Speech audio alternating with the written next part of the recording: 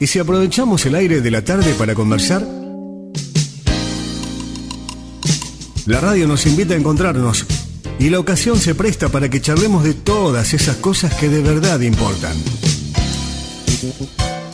Lo que pasó y lo que el año nos depara, el quehacer diario, los proyectos, las iniciativas, la actualidad y las historias. Todos tenemos algo para contar. Queremos conversar y para eso estamos. Para escuchar nuestras voces en el 580 del dial y compartir un buen momento. Esto es La Conversación. La Conversación con Fernando Asciuto. Nos encontramos para conversar.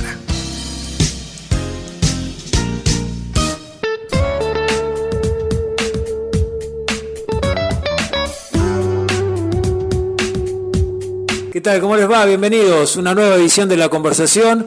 Hoy estoy en Gaiman, estoy muy contento, muy feliz de visitar esta hermosa ciudad, localidad valletana, porque estoy en la casa de Ariel Lloyd Lewis, esta mujer que cuando escuchen el nombre seguramente muchísimos vecinos de la zona, del valle, van a estar muy contentos de escucharla a Ariel, porque es una persona muy respetada, muy querida, con una amplísima trayectoria en el mundo de la educación. Estuvimos hablando recién justamente de eso, recibida muy jovencita de maestra normal en esa época.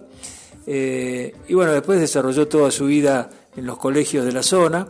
Y bueno, después como poetisa, recitando, ha hecho varios libros, entre otros, bueno, lo que hablamos referido a las semblanzas de Luna, ¿no? Allá ese trabajo que hizo Ariel, impresionante, de la historia de cada una de las parteras, o por lo menos casi la totalidad de las parteras del Valle, cada una con sus referencias, con su historia, el papel fundamental de las parteras en el Valle, que hizo un relevamiento periodístico, investigación, histórico, literario, es una cosa impresionante.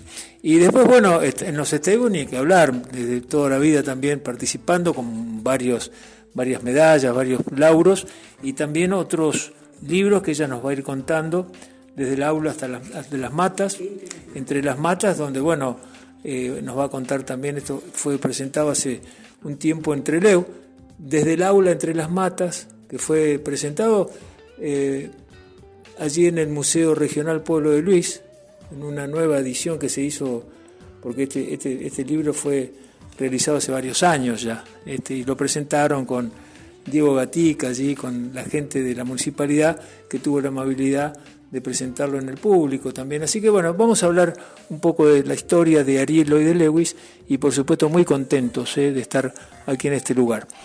Carlitos Orellano está puesta en el aire, operación técnica y la música, y está también María de los Ángeles Gómez allí en las redes de la radio.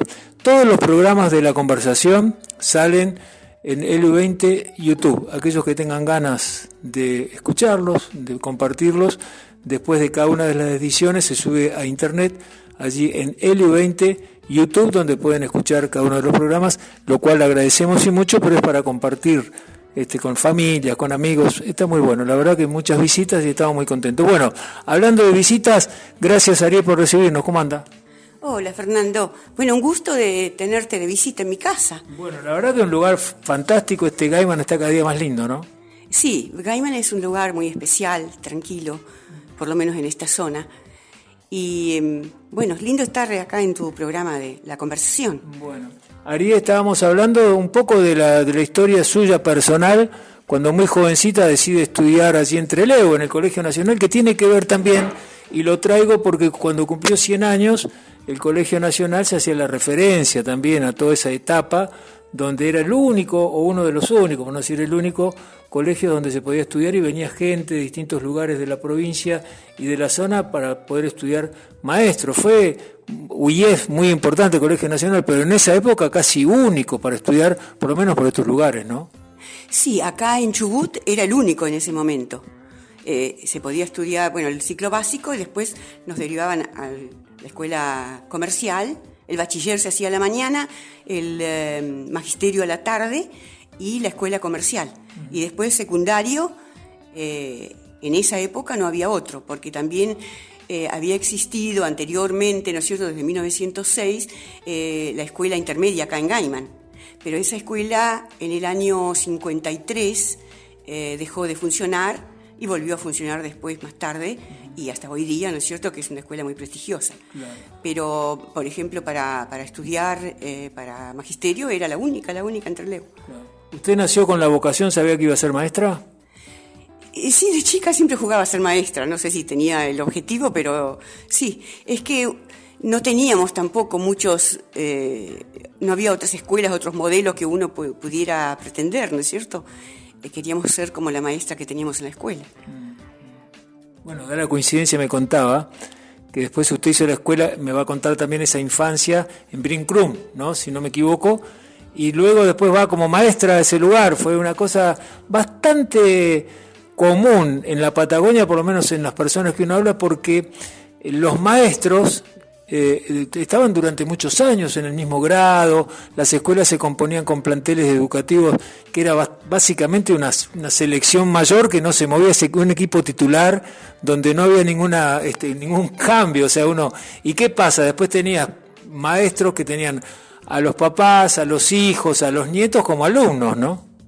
Sí. Bueno, la escuelita era la escuela número 39 en ese momento, después se clausuró.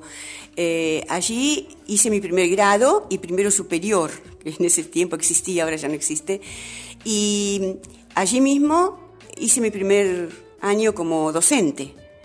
Allí mismo habían concurrido mis padres de chicos también en la zona. Así que fue una cosa como azarosa, ¿no? Y conocía a toda la gente del lugar y ellos me conocían a mí. Bueno, después de allí me vine a Gaiman porque mi papá falleció cuando yo tenía 9 años y él tenía 35 años cuando falleció, ¿no? Y mi mamá que iba a ser en la chacra sola. Así que nos vinimos a Gaiman y concurrí a la escuela 34, nacional en ese tiempo, ahora es número 100, provincial. Y al egresar de la primaria, me fui a la escuela, al Colegio Nacional, que después en el anexo normal fue donde me recibí de maestra. Ari, vamos un poco, si le parece bien, si tiene ganas de... ¿Usted hizo la infancia, fue en la chacra? Hasta los 9 años, que te digo que falleció mi papá y nos vinimos a vivir a Gaiman. Sí. Y bueno, y Gaiman fue un lugar muy feliz, porque era como una familia grande, ¿no? Si hacíamos una picardía en alguna punta del pueblo, antes de llegar a la casa ya sabían los padres, porque nos cuidaban, era un lugar muy, muy especial. Y doy gracias a Dios por haberme criado en un lugar así, que podíamos estar cuando era más grande, tenía reuniones que se hacían. Yo participaba de una iglesia y hacíamos reuniones tarde, por ejemplo, después de cenar. Volví a mi casa sola y jamás tuve un problema, ni siquiera se me ocurrió que me podía pasar algo, ni siquiera se ocupaban en mi casa, ¿no?, de cuidarme en ese aspecto. Cuestión que hoy día los chicos ni siquiera van a la escuela sin compañía. Y también el lugar era la sociedad en Gaiman, era una sociedad donde la escuela, la iglesia y la casa tenían el mismo objetivo, digo yo. Nos ocupábamos de la música. Bueno, la cultura galesa se ocupa mucho de la música y la literatura, ¿no? Y en ese ámbito me crié y tuve una infancia humilde, pero muy feliz. Voy al tema de la chacra, hacían los trabajos, no sé a qué se dedicaba, qué producían en la chacra, porque normalmente toda la familia trabaja cuando uno es niño, bueno, ayuda, hay tareas, hay labores que se van realizando, ¿no? Mi papá, por supuesto, era agricultor, y la mujer trabaja también, por ejemplo, ordeñar, cortar leña, acarrear el agua, no era algo raro de que lo hiciera mi mamá. Mi papá ayudaba, por supuesto, pero como tenía sus tareas en la chacra. Y después lo que me acuerdo, que en verano se ataba la yunta, decían, ¿no? Cuando terminaba la tarde, ¿cómo se decía? Que se sacaban los caballos del arado, de lo que fuera, y Y mientras tanto, mi mamá preparaba la cena y esperaba a mi papá. Cuando él ya se desocupaba de las tareas agrícolas, venía a la casa y, bueno, seguía la vida familiar, ¿no?, con la cena y demás. Pero mientras tanto, nosotros participábamos con mi mamá de la lectura de un libro que se llamaba Cymru'r Plant, que era el galés de los niños. Y ese libro tenía poemas, canciones, dramatizaciones y demás que nosotras practicábamos. Mi mamá nos enseñaba eso. Así que en esa etapa, en ese periodo, desde que mi papá desataba la yunta y todo eso hasta que venía a cenar, teníamos esa parte cultural, digamos. Claro, claro. Bueno, en una época, obviamente, sin internet, estaban no también celulares, no sé el tema de la luz eléctrica, si había en ese momento allí, en ese lugar, bueno, era todo, bueno, como se vivía en esa época, ¿no? No, luz eléctrica no, teníamos la lámpara querosén y el fuego en la cocina a leña o en el fogón y solamente en la cocina, porque en los dormitorios no había calefacción. Unos inviernos duros. Sí, pero yo digo, nos criamos sanos, no sé, hoy día sería terrible eso, porque no podemos ni imaginar en una casa desabrigada, ¿no? Claro. Pero... Y eran inviernos ásperos también, o más ásperos que ahora, no sé, o no sé, bueno, este invierno, por ejemplo, nevó mucho en distintos lugares, pero bueno, no sé si es por la calefacción, nosotros nos criamos sin el gas natural, en la realidad, yo nací en Sarmiento, tampoco había gas natural, así que como usted bien dice, era el querosén, la leña, y bueno, y a la noche abrigarse bien, y al otro día el que se levantaba primero prendía la calefacción, ¿no? Eso, prender el fuego a la mañana, ¿no? Yo me acuerdo que en el fogón mi papá dejaba un tronco, una leña un poco gruesa, no con llamas, sino con la brasa. Entonces al día siguiente era cuestión de animar el fuego, ¿no? Y no estaba tan frío el lugar, seguramente. Había una cocina a leña, sí, la Cocina Estilar leña. o alguna de esas. Sí, Avon creo que era la marca de la cocina nuestra. Dicen que los inviernos eran más crudos, no sé. Tal vez porque ahora estamos tan acostumbrados a la calefacción, nuestros cuerpos se van adaptando a otra forma, ¿no? Pero en la laguna Chiquichano, en Trelew, he escuchado a varias personas diciendo que patinaban sobre el hielo ahí. Así que... Claro, hay ahora hay más luminosidad, más calefaccionado, somos más también, los autos, todo incide, por lo que dicen los especialistas, a que bueno, no sea tan frío el lugar, ¿no? Y el entorno, porque el cemento también, el abrigo de las casas y demás, ¿no es cierto?, produce un ambiente más cálido. Ariel, me quedo acá, estoy con Ariel Lloyd Lewis, un encanto, siempre es una fiesta hablar con Ariel, que siempre tiene la amabilidad, me dice, Fernando, pero ¿de qué vamos a hablar si yo no tengo nada? Ariel es una cosa impresionante, las horas que uno puede hablar de un montón de temas y que nos enseña y que nos sugiere y que nos hace recordar y presente también porque está siempre escribiendo y el futuro, el porvenir, o sea, es una mujer que es realmente encantadora para pasar un rato con ella, hablando de literatura, hablando de la historia de cada una de las chacras. ¿Sabe qué, Ariel? Me quedo acá con esto, que por eso lo hice adrede la pregunta, la importancia de la mujer. Estamos en un marco también de un 28 de julio, donde bueno, estamos en la conmemoración de esta nueva llegada de allí los galeses a Puerto Madryn. O sea, es un mes potente para la colectividad galesa y para toda la comunidad, pero la importancia de la mujer, ¿no? La mujer en toda la sociedad, cualquier sociedad ha sido importante, ¿no? Aunque siempre ha estado como detrás del hombre. Yo digo que el hombre y la mujer tienen que ir juntos, nadie primero ni delante ni atrás, ¿no? Y bueno, la mujer ha hecho tanto en lo social. Cuando leemos el libro de Albina Zampini, 100 atuendos y un sombrero, que es un libro precioso, no sé si lo conoces o... Sí, hemos tenido la suerte de, con Mary Zampini, estar en algunos momentos donde exponen los trabajos y en cada uno de los cuadros, que van exponiendo explica, y está la biografía de cada una de las mujeres también, ¿no? Sí, una semblanza. Y en todas dice, era amante de la jardinería, era amante de la pintura, era amante de la recitación, del canto. Y yo pienso que ellas en su contexto histórico no tenían mucho lugar para explayarse, para prepararse, ¿no? ¿Cuántas de ellas hubiesen sido personas destacadísimas en las distintas áreas de la expresión artística tal vez, o en su área, en su afición, si hubiesen tenido un lugar donde desarrollar sus inquietudes, ¿no?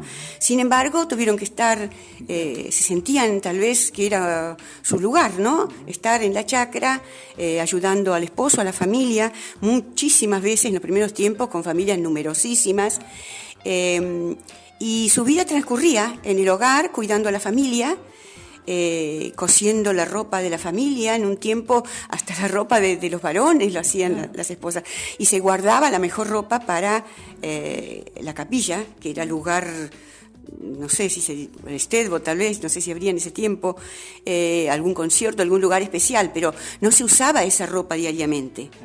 Y la confeccionaba la esposa, la señora de la casa, ¿no? Con una casa llena de tal vez 10, 12 hijos, había que ordeñar y había que atender todo el entorno de la casa, la cocina, porque tampoco podías ir a la esquina a comprar manteca, ni dulce, ni pan, ni nada, todo se hacía en la casa. No, pero está esa faceta, no sé si estoy equivocado, usted me va a corregir. Hay una faceta que es la mujer trabajando en la casa con tantos hijos, bueno, ordeñando, haciendo trabajos de la casa, bueno, todo lo que se refiere a la comida, la leche, la crema, todo, la manteca, todo lo que significaba el trabajo diario.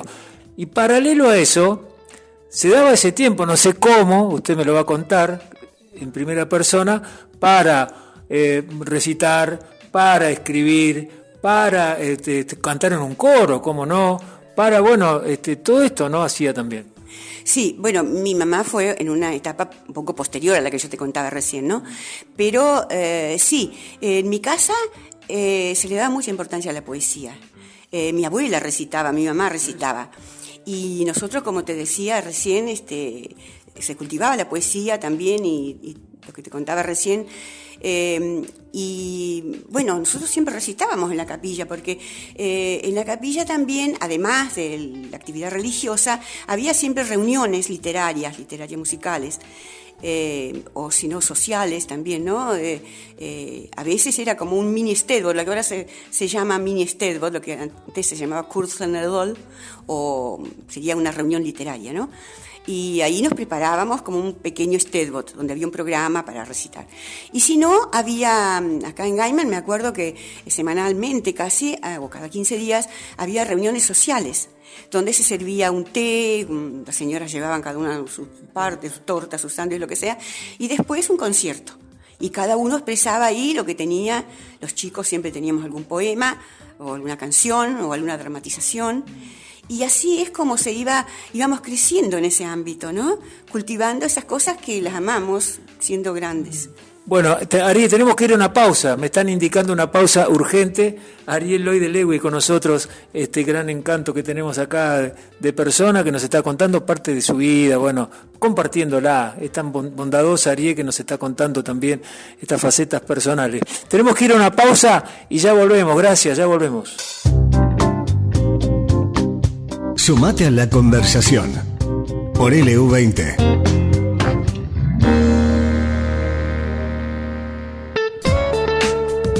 Bueno, continuamos aquí en la conversación. Estamos en Gaiman, en la casa de Ariel Lloyd de Lewis, con quien estamos conversando, bueno, diversos temas, ¿no? Y le preguntaba a Ariel si alguna vez tuvo la oportunidad de ir hasta Gales, de visitar el país de Gales. Y me dice, bueno, sí, que fue uno de los grandes anhelos que tenía en su vida y lo pudo concretar allá por el 2008, ¿no, Ariel? Sí, en 2008. Era un sueño de esos que uno sueña, pero piensa que nunca se va a concretar. Y mi nuera me invitó a acompañarla con el nene que era chiquito, el nene no tenía ni 2 años y estaba embarazada del segundo. Entonces, bueno, no hizo falta mucho para convencerme. Así que con muchísima alegría fui. Y con la bendición de tener allá a mis consuegros, o sea, los padres de mi nuera, que se ocuparon tanto de llevarme a conocer Gales. Conocí desde Bangor del norte hasta Caerdied en el sur, y todos los días me llevaban para conocer algo. Que como te decía, allá no hay que hacer mucha distancia para llegar a otro pueblo. y cada pueblo tiene su historia, porque allí la historia es tan antigua que todo lugar tiene, incluso en la Biblioteca Nacional de Gales, hay allí una sala con las distintas historias de Gales, ¿no? Y en una de ellas estaban las Merched Beca, le decían, las mujeres de Beca, que había sido un lugar, porque los ingleses explotaban a los galeses, entonces les cobraban peaje. Ellos vivían, por ejemplo, en la chacra, y tenían que llevar los animales a pastar a otro lugar, y todos los días le cobraban el peaje. Entonces se rebeló un grupo que se disfrazaron de mujeres para disimular, y le decían las mujeres de Rebeca, ¿no? Merched Beca. Y esa historia es tan interesante, y también, bueno, de ese tipo de historias hay muchísimas, ¿no? Pero te contaba que Gales es sinuoso, muy sinuoso, no como acá que tenemos las rutas tan rectas que cuando viene la gente de Gales les llama la atención. Allá es todo así sinuoso. Y estaba yo en una casa donde hablaban inglés casi todo el tiempo, yo no entendía mucho. Entonces digo, bueno, voy a dar una vuelta a la cuadra.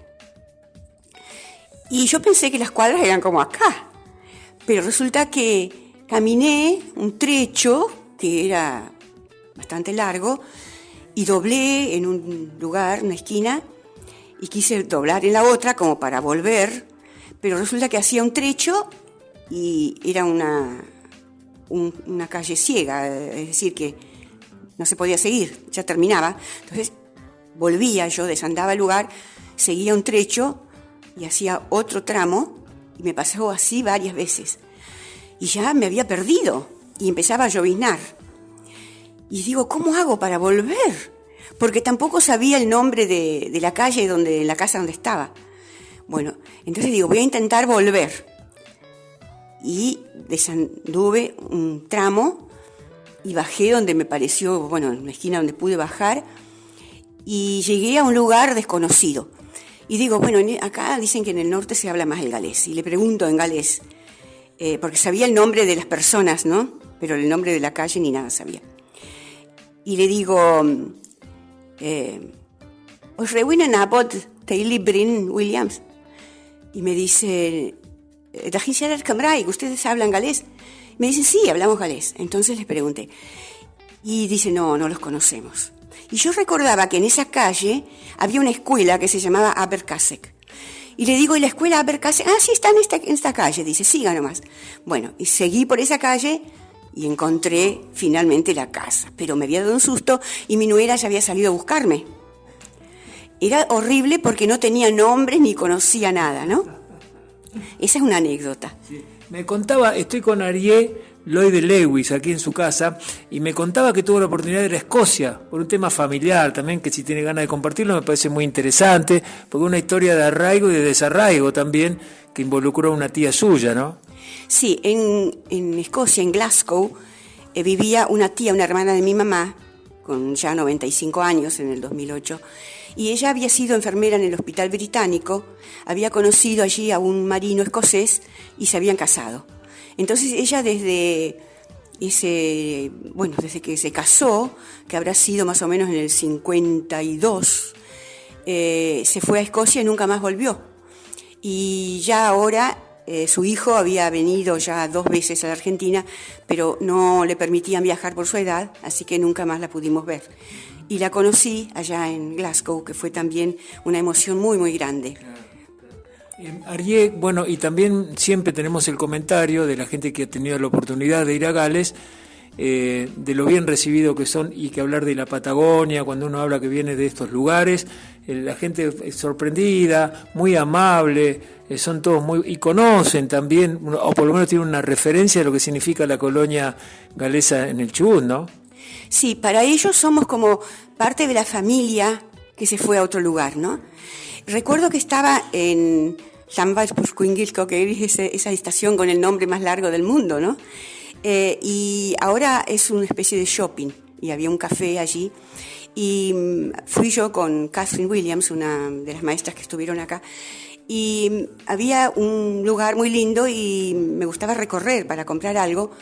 Entonces casi me dice, bueno, yo voy a tomar el café acá en el cafecito y te dejo recorriendo. Y quería comprar algo, pero yo no manejaba bien el dinero, entonces no me animaba a comprar y miraba esto y lo otro. Y en eso se acerca uno de los empleados y me dice en inglés si quería ayuda. Le digo, no, gracias, me arreglo. Y me vio que seguía allí, entonces volvió otra vez con el canasto y me dice, ¿estás segura que no necesita ayuda? Y le digo, en inglés me hablaba, y le digo, usted no habla galés. Pero si soy galés, me dijo. ¿Y usted de qué parte de Gales es que habla con ese acento tan raro? Y le digo, yo soy de la Patagonia. Ah, un poco más me abraza. Y dice, de la Patagonia, pero yo conocí a una chica que fue a la Patagonia, dice que era acá de Pesesta, que fue como maestra. ¿Cómo se llamaba? Me dice, ¿no se llamaba Esil? Ay, sí, dice, usted la conoce y es mi nuera. Bueno, el hombre estaba tan emocionado que no podía ser que yo la conociera. Bueno, y entonces me asesoró allí y después volvió, me dice, estos son regalos para usted. Me traía un delantal con la reproducción de la bandera galesa y una pizarra que tenía el nombre de este lugar, que es, como te decía, no sé, tiene un nombre larguísimo, porque es la fusión de todas las estaciones de esa zona, ¿no? Que las unieron ahí y me dio esa pizarra, ¿no? Con el nombre de esta persona. Bueno, estamos con Arié. La verdad que es un encanto. Cuando yo digo que es un encanto, ella me dice, me pongo colorada, dice, porque me da vergüenza. Le digo, Arié, hablar con usted es un lujo y que nos reciba en su casa. Es impresionante, es impresionante. Bueno, desde el aula entre las matas, cuando dijo la pizarra, lo asocié automáticamente con desde el aula entre las matas, este libro que usted realizó. Bueno, acá está, mira, acá tenemos un ejemplar. Arié, cuéntenos cómo nace esta idea, por favor. El título lo puse pensando en el aula que tuvieron los chicos de los primeros colonos, ¿no? Donde no tenían un aula y tuvieron que repararse junto a las jarillas, a los molles. Por eso comenzaron las clases en octubre. Y allí no tenían cuadernos ni papel, pero había una especie de lajas en las lomas, ¿no? No tenían tiza, pero había una tosca en las lomas que sirvió de tiza. Vamos a situar en la geografía del valle, por favor. Ese aula fue en Rawson, porque los primeros, si bien llegaron a Madryn, se trasladaron a la boca, al estuario, a la boca del río, ¿no es cierto? Porque ellos necesitaban, por supuesto, agua dulce. Y allí se fue levantando de a poco la capital de nuestra provincia, Rawson, y los primeros vivieron allí, después partieron de allí, de a poco salían para cultivar en sus chacras, pero las mujeres y los chicos todavía seguían en Rawson, ¿no? Y los hombres se iban a las chacras a medida que iban trazando las chacras para trabajar allí. Y bueno, hay tanto para decir de este tema. El aula entre las matas estaba conducido por Richard Berwin. Y la figura de Richard Berwin muy importante, ¿no? Muy importante de todo punto de vista, ¿no? Richard Berwin fue un hombre multifacético, digamos, y más en ese contexto histórico, ¿no? Porque había tanto para hacer. Él era un maestro, tenía estudios docentes, ¿no? Pero no fue el primer maestro. Él ha trascendido en la historia como el primer maestro. El primer maestro fue el pastor Lewis Humphreys, pero estuvo muy poco tiempo porque él se enfermó en Mimosa, tuvo una afección a la garganta y se fue primeramente a Bahía Blanca, se trató allá con el doctor Humble y de allí se fue a Gales. Volvió después a los 17 años por ahí, volvió. Pero en el año 68, no sé si digo bien 68, porque primeramente los galeses se fueron a Madryn como para irse y volvieron, ¿no es cierto?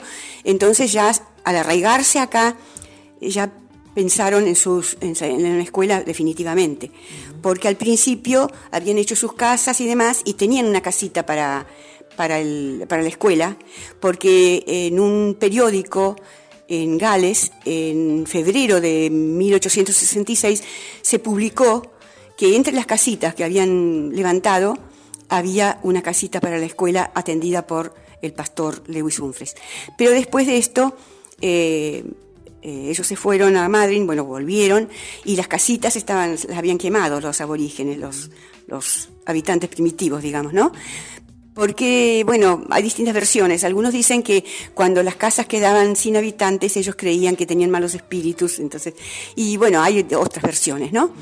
Ellos eran amigos con los habitantes primitivos, ¿no?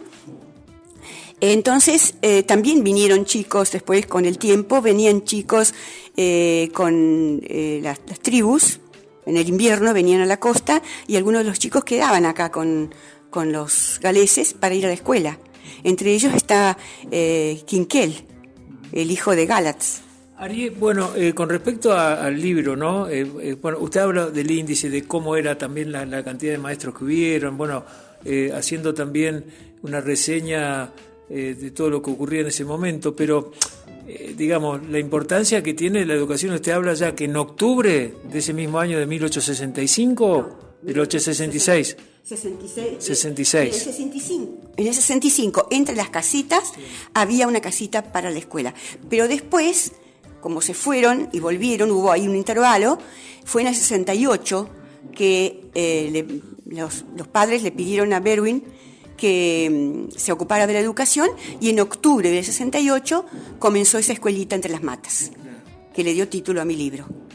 Acá hay todo un trabajo periodístico, lo que yo decía, investigativo, de historia, o sea que lo mueve también a usted, son trabajos que están totalmente corroborados por el material bibliográfico, por los estudios que usted hace, las investigaciones que realiza, ¿no? Sí, mi investigación sucedió así sin querer. Yo ya había hecho otros trabajitos, pero más de menos importancia, ¿no? Pero cuando se inauguró el monumento a las parteras en 28 de julio, junto a la biblioteca tecnológica que hay en 28 de julio, ahí había nombre de unas 15 parteras.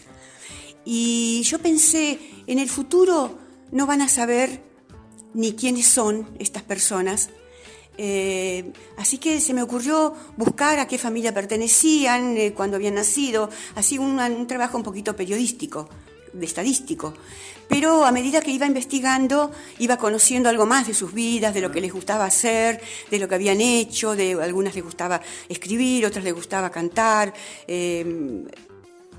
las cosas que habían hecho, y como parteras, habían obrado como parteras en un tiempo, en un contexto tan complicado, difícil, sin médicos, más apoyados en su solidaridad y en la necesidad que en el conocimiento científico, ¿no? Y en la práctica. Entonces una mujer con cierto coraje atendía a un familiar porque necesitaba la ayuda y después la llamaban a ella y así. Después ese trabajo fue importante y tuve que hacer una segunda tirada porque fue muy vendido, ya que esas mujeres tuvieron también numerosos hijos y la descendencia fue grande, todos querían tener un libro de la abuela, de la hermana, de la tía.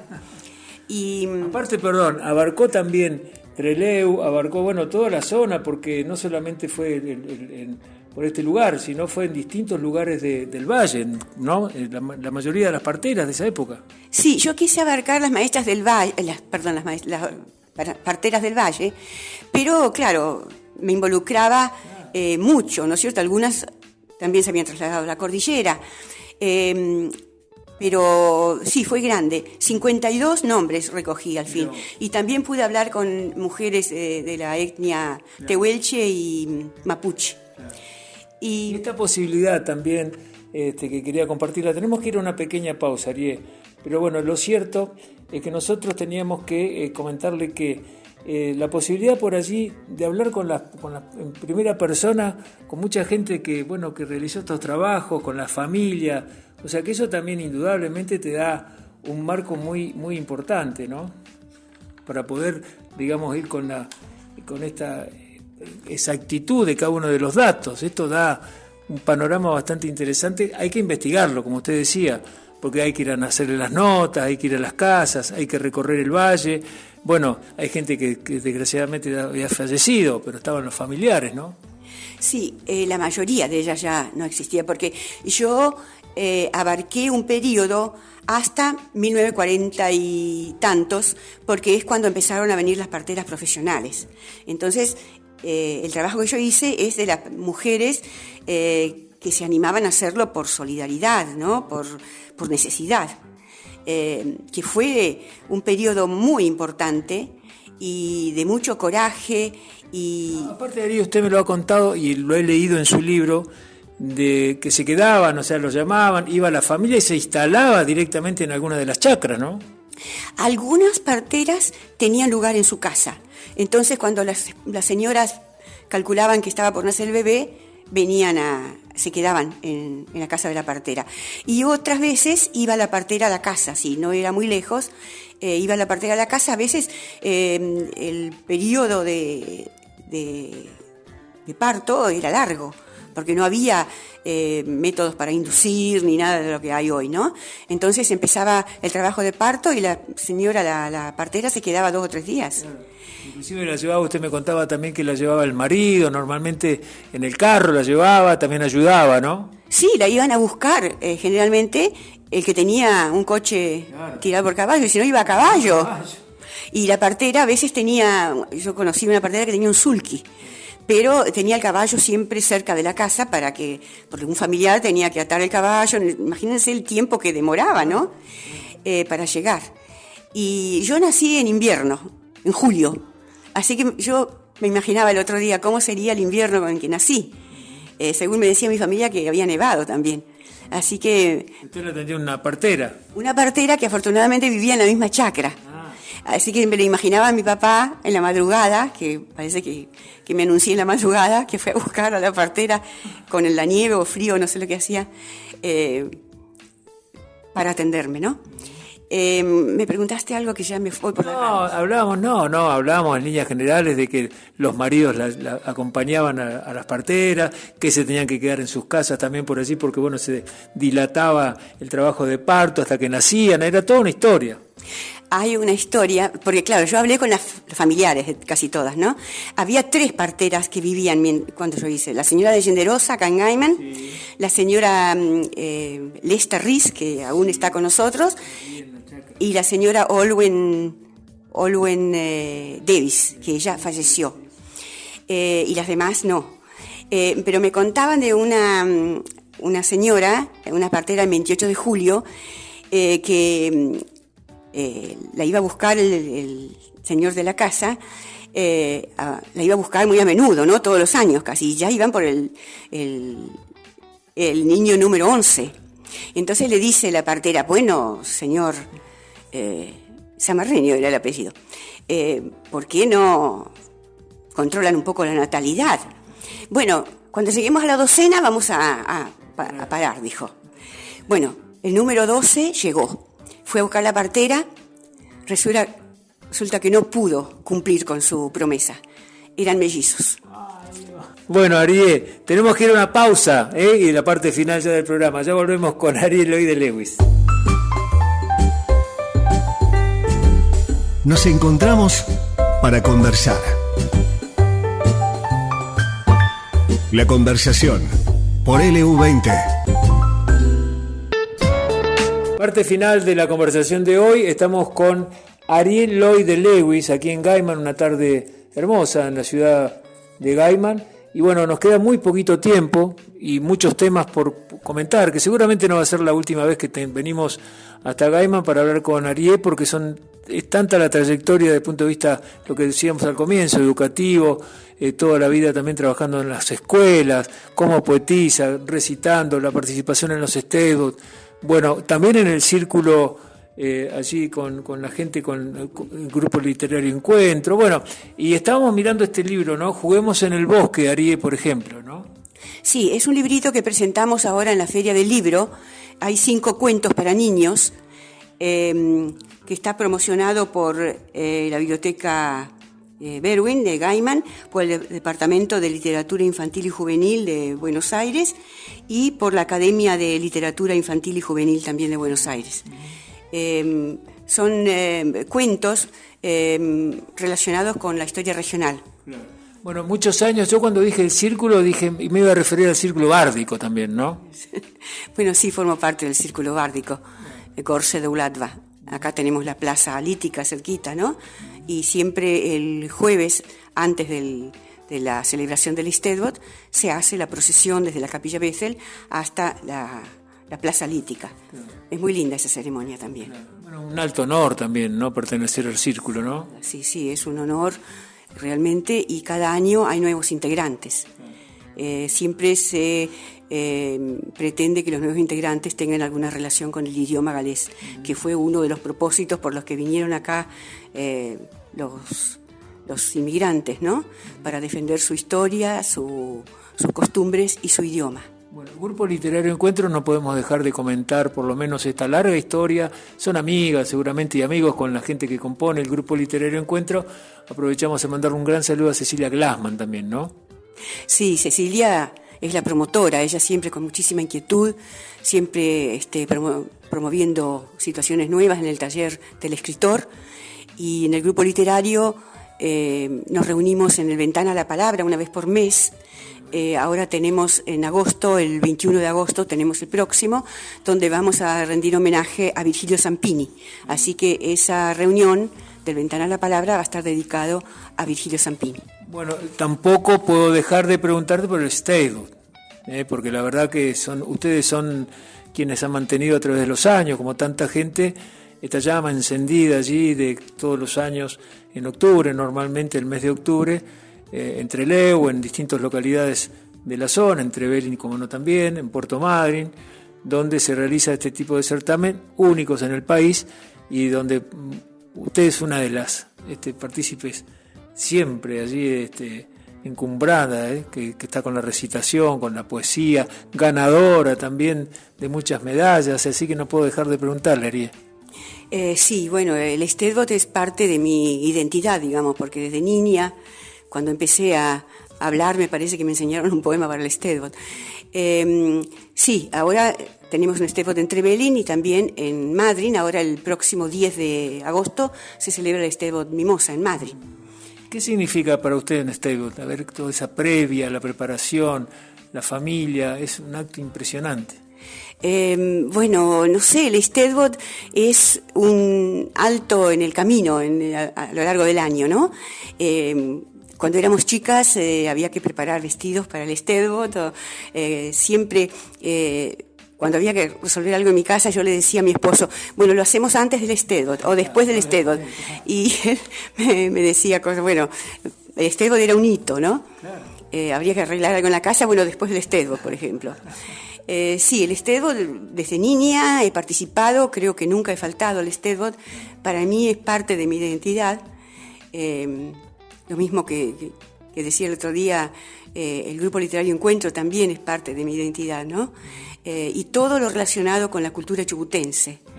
He sido criada así en la cultura, desde la música, la literatura, la recitación, y en el Istedvot siempre participo de alguna manera. Bueno, tengo siempre a mi cargo la relatoría de la ceremonia del sillón bárdico, ¿no? Y después participo, ya sea en literatura, en recitación, como jurado, como distintas, ya ahora desde Debe tener varias medallas acá en la casa, varios premios, ¿no? Uy, sí, en recitación, porque recité 40 años ininterrumpidamente. En la segunda parte, porque hubo un intervalo. En el 65 comenzó de nuevo el Istedvot, así que desde entonces hasta el año 2000 recité ininterrumpidamente. Así que tengo, no sé. Y en el año 2010 tuve la distinción de la corona, así que para mí eso fue lo máximo que podía pretender del Istedvot, ¿no?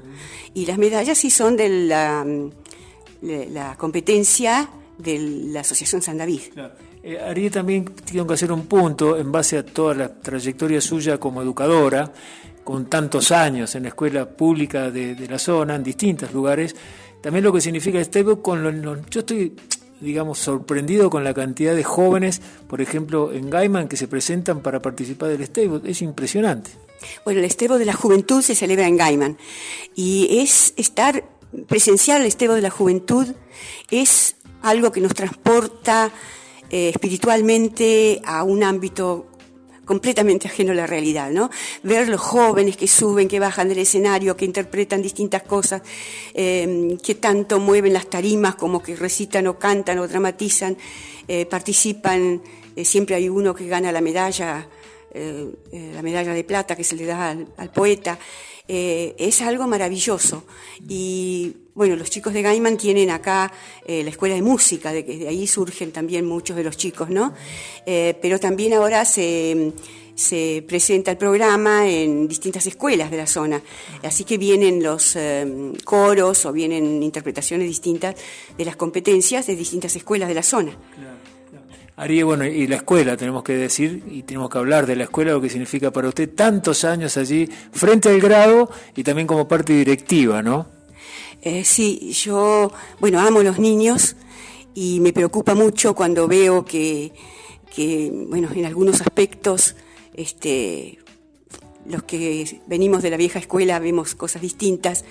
A mí me gustaría que se le diera más importancia a la lectura, porque a través de la lectura se adquiere el conocimiento, el espíritu crítico,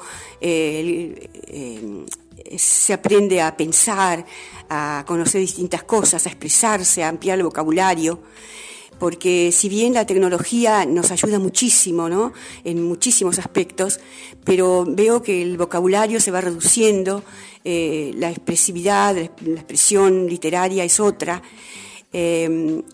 Así que la lectura, el libro, manejar el libro es importante, porque con el asunto de las fotocopias o de buscar en internet el tema, uno busca y pone el título y ahí está el tema.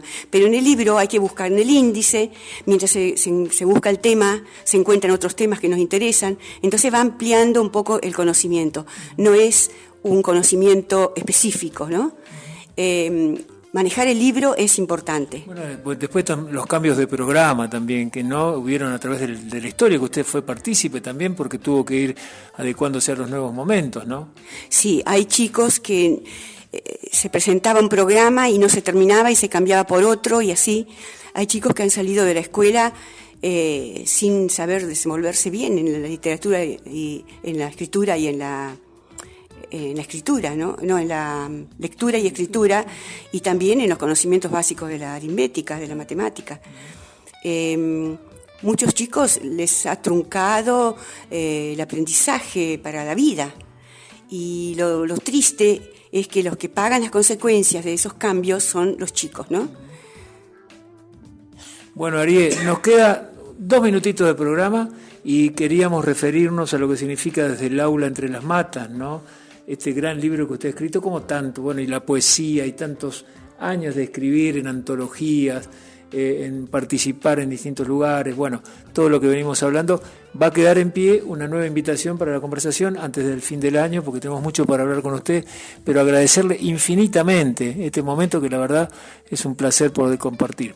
Bueno, espero que la gente también lo valore y seguramente, no me cabe duda, les va a encantar este programa. Ariel, desde el aula entre las matas, para concluir lo que significa desde el punto de vista histórico, de investigación, lo que decíamos, periodístico, de este gran libro que no es nada más y nada menos que la primera de las actividades que realizaron la colonia galesa aquí en la zona, ¿no? Sí, bueno, los galeses, a pesar de las carencias, el aislamiento, la soledad, todo lo que sufrieron acá, le dieron siempre importancia a la formación de sus hijos. Ya en el Mimosa, los chicos tenían las clases de escuela dominical, donde se les enseñaba, en general, ¿no?, se les enseñaba a leer la Biblia para aprender a leer y escribir. Y entonces no solamente aprendían sus conocimientos religiosos, sino también aprendían a desenvolverse en la vida. La primera parte de la historia acá del poblamiento del Chubut fue muy difícil, porque no había maestros recibidos. Berwin era el único que venía con idóneo en educación, decía. Y después vinieron llegando, sí, otros maestros, ¿no? Pero a veces un vecino con cierta ilustración, con buena voluntad y sobre todo considerado buena persona, era invitado a dar clases. Porque cada 10 chacras, partiendo de Rawson, se levantaba una capilla. Y donde había una capilla, había una escuela. La escuela funcionaba siempre en la capilla. Incluso después, cuando se implementaron las escuelas públicas, a fines de 1800, o sea, en 1899 se creó la escuela en Gaiman. Las escuelas seguían funcionando, muchas de ellas, en la capilla, porque no había edificios. Esa época de transición fue difícil también porque venían maestros nacionales que no conocían el idioma y los chicos solamente hablaban galés. Hablaban galés en la casa, en la capilla, en la comunidad, y no sabían galés. Entonces sufrían los chicos porque no aprendían el castellano, no aprendían los temas, dado que no conocían el idioma, y los maestros sufrían porque no podían llegar a los chicos con el idioma. Hay muchas anécdotas tristes acerca de eso. Pero, bueno, muchas de las escuelas tradicionales chubutenses pertenecen a ese periodo. Bueno, Arié, gracias como siempre, muy amable. Bueno, muchas gracias, Fernando. Seguramente han quedado muchos temas en el tindero y uno quiere decir todo junto y por ahí es demasiado denso, pero bueno, disculpen si he hablado demasiado rápido y he mezclado los temas. Bueno, un gusto. Bueno, ahí estaba la señora que la verdad que nos honra hoy con la presencia en la conversación. Espero que disfruten de este programa. Ariel Lloyd de Lewis con nosotros aquí en la conversación. Gracias, Carlos Orellano, muy amable. Gracias a María también de Los Ángeles Gómez. Un abrazo grande y todos ustedes, por supuesto, por seguir cada uno de los programas de la conversación. Hasta mañana. Chau, chau. Nos encontramos para conversar. La conversación con Fernando Asiuto.